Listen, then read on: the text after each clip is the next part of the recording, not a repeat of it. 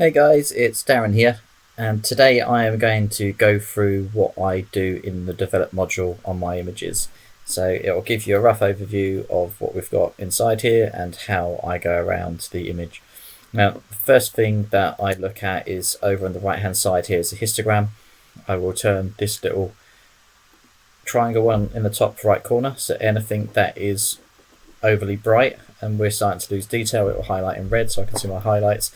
And I'll turn on the triangle on the left as well, and that will show us in the shadow areas where it's really dark if we've got any areas which are going onto just solid black. So that's quite useful for me. Over the left hand side of the picture you can see the navigation of the thumbnail again, and then these are all like presets that you can add. If you just hover over each preset, it will give you a preview of what that preset is like. So there are some really cool ones in there, but I'm not going to be using presets today. I'm going to go straight into how I do it. Now, I tend to use something called the X-Rite color checker so that I can create profiles for my camera. This is a new laptop for me, so I don't have the profiles on here, but the first thing that I will always do is I will select the Canon profile that I've got for my camera from here, so that it corrects that first before making any additional changes. I'm really happy that they put it up the top here now in this version so that it's available there straight away, whereas in previous versions it used to be all the way down the bottom here underneath calibration, so I no longer need to go down there to do that. Now if I've taken a picture with a neutral grey card, then I will select my white balance off of that, but as I haven't, I'm going to select an area which I know is neutral grey on the image. For example, these wheels are pretty close to neutral grey, so I'll click on there to set my white balance. Put that back on now, and now we can see that it's gone a lot more orange than it was before. So once that's done, then I want to look at the highlights and the shadows. So what I tend to do is I will hold Alt on the keyboard, and as I then click and drag on the highlights, I will then see those highlights disappear. But this has gone quite far because it's on the sky area. So instead what we can do is we can either use a brush, which is the old way of doing it. You would use a brush tool. Nice fresh install of Lightroom as well, so it's trying to give me lots of tips. And then once we've got the brush, we can then take the exposure down, take the highlights down, and you could then get rid of that mask so it's in the way, brush over the areas where you want to start seeing those highlights and stuff come back in, and already you can see just by using that brush tool I'm getting a lot of detail back in those highlight areas. So that's one way of doing it, and that's the old way of doing it, so we can delete that, and instead we can select sky, and now using AI it will detect the sky for us, and it's now created a mask of the sky. So now it's created that mask, we can then pull the highlights down, and we'll pull the exposure down a little bit as well, so that we're starting to get more detail in the sky. And I also like to add a little bit of blue to the sky as well, just so it really pushes that up a bit. Cool. So now that's done, I will click back on this masking tool to hide those options, and then I'm going to start looking at the highlights and shadows again. So if I hold Alt and click on the black slider, you can see I've got those black bits down the bottom right. I'm just going to drag it to the right a little bit so that those shadows then disappear. I like my images quite contrasty, so I might add a little bit of contrast in there as well. And that's about it. I mean, there are other things you can play with. You can play with clarity if you like, and that will make the image look a little bit sharper. I tend to do that slightly different. If you've got an image which looks quite foggy, you can use dehaze. And as you drag that up, you'll see that the contrast is starting to come back onto that as well. So we could probably add a little bit of dehaze in there, but not too much. Vibrance and saturation I don't tend to play about with too much. I do find that the reds on Canon cameras can be a little bit overexposed, sorry, not overexposed, a little bit too saturated, especially once I've added the calibration on, so I might need to selectively tone down the reds. When it comes to sharpening, as it is a car here and there's lots of little bits of rock and stuff, I like to see really defined edges around the rock. So I'm going to mask the areas that I want. So if I hold Alt on the keyboard and then click and drag on masking, all of the areas which appear in white is what's going to be sharpened, but I don't want that amount, so I just really want the outline. So I keep dragging until I've just got some nice outlines. I think that's pretty good there. For detail, I'll set that around 32. For radius, I say as it's a vehicle, I'll use 0.7. If it's got a person in it, I'll probably use 1.4. And then the amount of sharpening I'll just drag up until I'm happy with the amount of sharpening. So that to me looks pretty good. Down here you've got remove chromatic aberration. So I don't know if we've got any on this picture.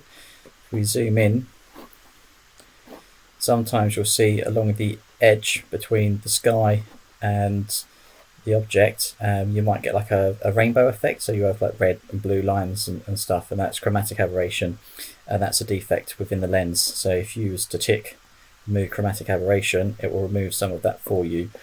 There are advanced ways of doing it in Photoshop which I much prefer because it targets specific areas instead of applying it across the whole image. Sometimes it will see red here like we've got in the graphic, and it will accidentally remove stuff from there. Then underneath that you've got enable profile corrections. If I tick that, it will work out what lens that I'm using. So it's Canon EF24-105, and it's changed the distortion for me. It's back to where it was. Double click, it will correct it. See, now I actually prefer it without the distortion correction, so I'll take that back off, and then it adjusts any vignetting as well. So vignetting is where it gets darker around the corner. Now for me, I like a little bit of vignetting around the corner because it really hones in on the subject. You want your hero in the image to be the brightest part, so that's why I tend to do that. I'd like to crop this image as well, so you can do it by clicking up here onto crop. I'm just going to press R on my keyboard instead because I like those shortcuts. I'm going to lock that into the original aspect by clicking on there. If you want to change the aspects, you can. You've got different options there, but I want it to be the original. And then click and drag there because I don't like that flag on the right hand side there. And drag that down a little bit. Oh, actually, we need to correct the vertical as well. So if we turn this, that's the correct vertical on there. And then hit enter, and it crops our image for us there. Now once that's cropped, we can go down to our vignetting. Just scroll down towards the bottom and we've got effects, and it says highlight priority. So if you drag to the right, you'll get a white vignette. Drag to the left, you'll get a black vignette. So you can do that and it will darken it down. So that's a way of doing it manually. Or if you don't like it like that, you can create it yourself by using this brush tool again. So we're going to add a new brush, and we're going to pull the exposure and the blacks down a little bit. Now to change the size of this brush, you can either use a slider there, or you can press the right and left square brackets. And you've also got a feather, so what you'll get is in the center ring that will be very, very solid, and then it will just get softer, the effect towards the outside. So if you don't want the feather to be quite so big, we can reduce the feather amount so it doesn't go quite so wide. So now I'm going to make this area down here a little bit dark. I'm going to turn that off because I'm not too worried about creating dark shadowy areas now. A little bit there, maybe a bit towards the top. And actually I quite like how contrasty that's working on the sky, so I'll add a bit more over there. Okay, that's cool. Now I'm going to add a new brush because I do want to raise the exposure on the car slightly, so it's a little bit brighter, maybe not quite so much. I can always overdo it and just bring it back a little bit. And then I'm going to add another brush This time I think I want to pull out the highlight details in the fog there, so I might go a little bit higher on the highlights, a little bit more down on the shadows, smaller brush, and just brush that detail into there. It's just got a bit more contrast on all of the smoke. Now probably want to add a bit more clarity on the vehicle itself. So on this one, scroll down a little bit. Where's it gone?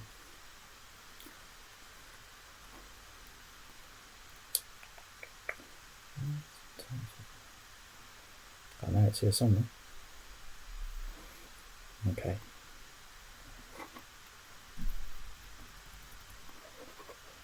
There we go. Increase the clarity on there, and you can see how much it's popping that area. It's probably a little bit too much. So like I say, if you go over the top, you can see it a lot easier, and then just drag it down till it's a little bit more natural. I think that's a bit better. The only thing I'd like to do is add a bit more contrast onto that wheel. So I'm going to get the shadows.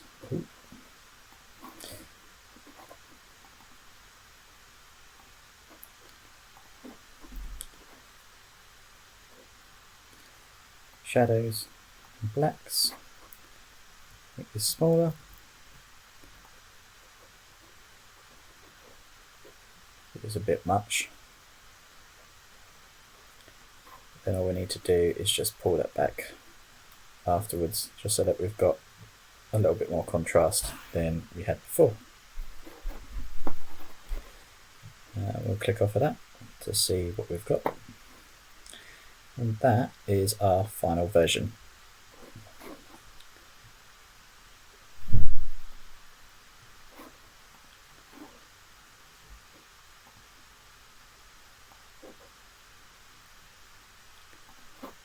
Okay.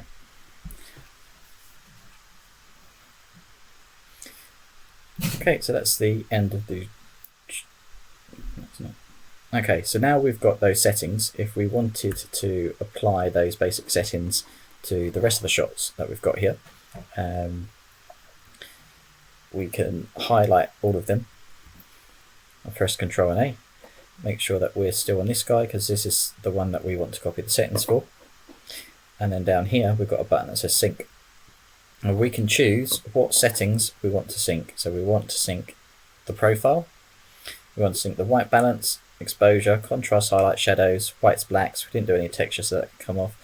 Clarity and dehaze can stay on. Vibrance and saturation, that's fine. We didn't do anything on curves, didn't do anything on color mixer, didn't do any color grading, but we did do sharpening. We did do lens corrections. We want to enable the profile corrections.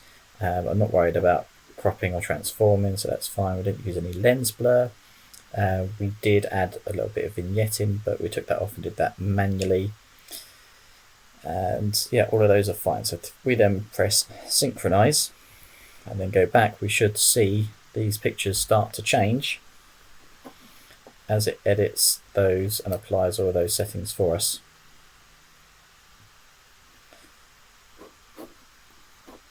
Okay, so now if we take this one, this one, this one, for example, you can see those settings have been applied over each one. And then all of the stuff that we did with the brush, you'll then need to go in and do that manually so that you can mask the correct areas. But that's a really quick way, especially if you're shooting manually. It makes it a lot quicker to just edit the first image and then go and sync it across the rest of it. My dog's going a bit mad, so there must be someone at the front door, so I'm going to go and sort that out. If you liked the video, found it helpful, make sure you like and subscribe.